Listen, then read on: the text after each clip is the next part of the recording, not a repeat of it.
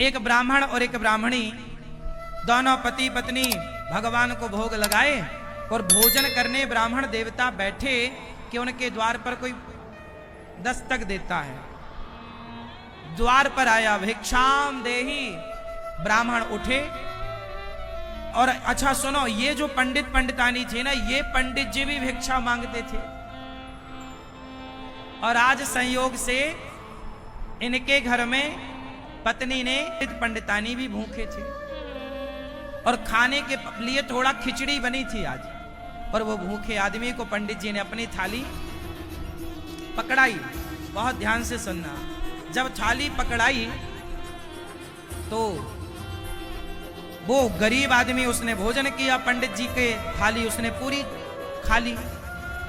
अब पंडितानी ने जो अंदर थोड़ा सा बचाया होगा, उसने पंडित जी ने कहा और हाँ हाँ भूख बहुत, थोड़ा और मिल जाए, बहुत अच्छी स्वादिष्ट खिचड़ी है, लो भैया। उसने पूरी खा ली।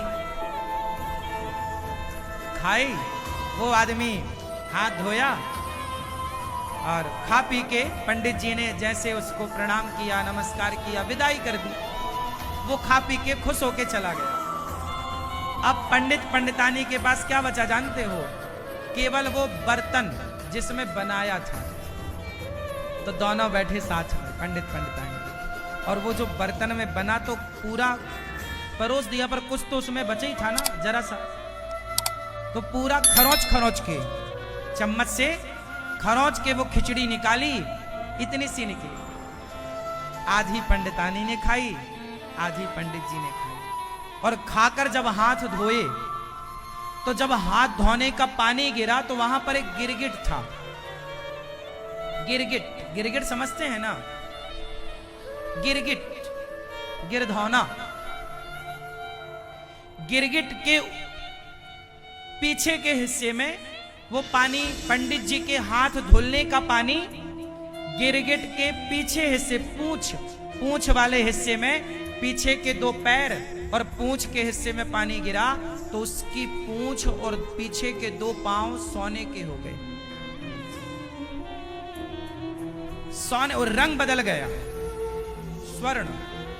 अब गिरगिट बड़ा प्रसन्न, वाह देखो मैं सोने का हो गया।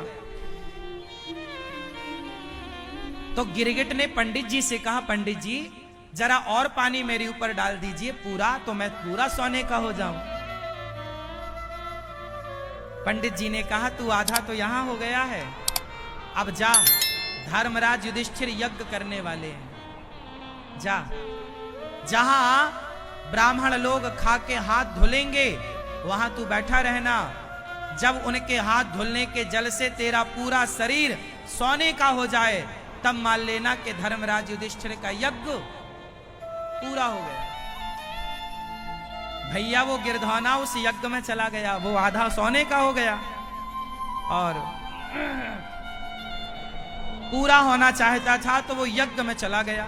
पूरा यज्ञ खत्म, लाखों लोग खा गए, पर वो गिरधौना सोने का नहीं हुआ। फिर क्या हुआ? वो एक व्यक्ति को पकड़कर लाए धर्मराज युधिष्ठिर, जो जंगल में था, एक रह गया था खाने को, वो लाए, उसको खिलाया। वो जब उसने खाया और खाकर उसने हाथ धोया तो हाथ धुलने का पानी जब गिरधौना गिरगिट के ऊपर पड़ा तो गिरगिट संपूर्ण सोने का हो गया। अब गिरधौने ने, वहां भगवान श्री कृष्ण खड़े थे, तो गिरधौने ने भगवान से सवाल किया कि हे प्रभु ये बताओ, ये धर्मराज युधिष्ठिर ने इतना बड़ा यज्ञ किया और इतना बड़ा यज्ञ करने के बाद धर्मराज ने यज्ञ किया, और जब यज्ञ किया ना तो धर्मराज को बड़ा घमंड था, मैंने यज्ञ किया, मैंने। ये बात तब की है जब गिरधौने का आधा शरीर सोने का था पंडित जी के हाथ धुलने से। अभी ये स्वपक्ष को लाए नहीं थे, पूरा यज्ञ पूरा हो गया। धर्मराज ने कहा है कोई मेरे जैसा दानी, देखो मैंने कितना सब खिलाया पिलाया। भगवान बोले युधिष्ठिर जी को घमंड हो गया। तो गिरधौना बोला अरे महाराज तुम्हारा यज्ञ किसी काम का नहीं है। क्यों?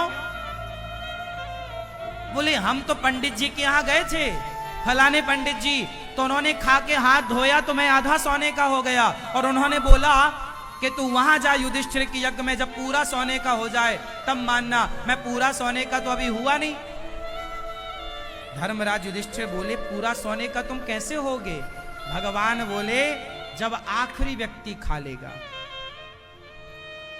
जब आखिरी व्यक्ति का पेट भर जाएगा और उसके हाथ का धौमन जब इसके ऊपर गिरेगा तो वो गिरधौना सोने का हो गया। अब प्रश्न धर्मराज ने पूछा कि प्रभु ये ब्राह्मण कौन है जिसके स्पर्श से, ये पानी के स्पर्श से ये गिरधौना गिरगिट आधा सोने का हो गया?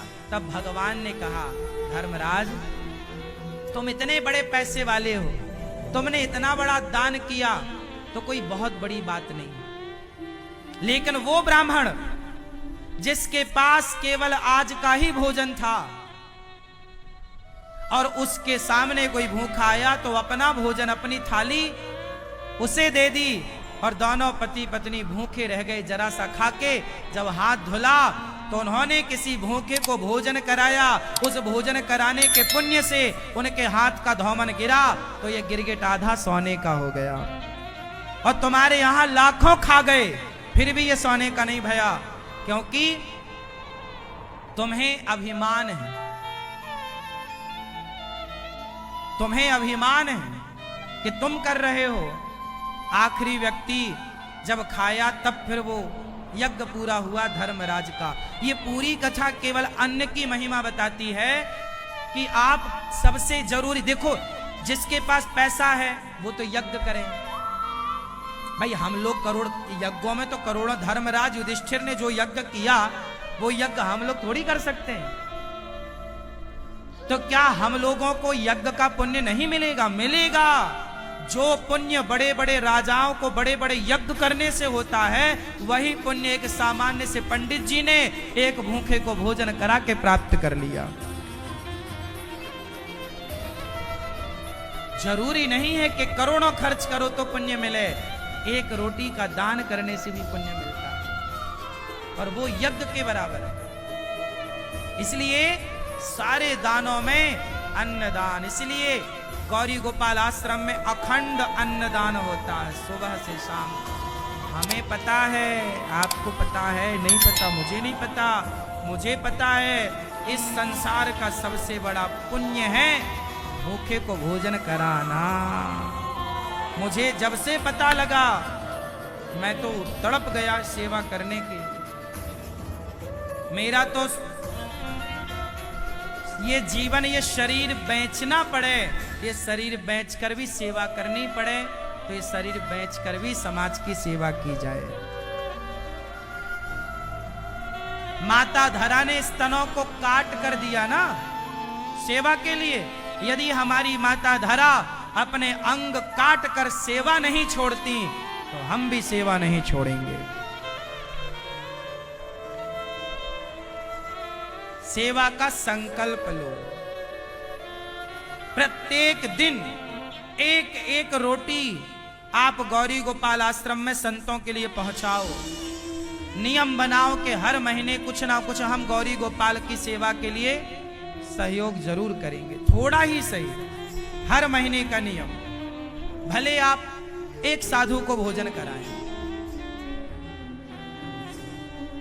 पर जो अन्नदान की महिमा है वो यज्ञ की महिमा से कम नहीं है।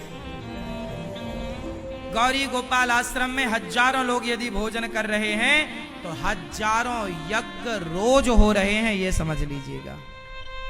और वो हजारों यज्ञ का पुण्य आपका है, क्योंकि आपके सहयोग से सेवाएं हो रही हैं।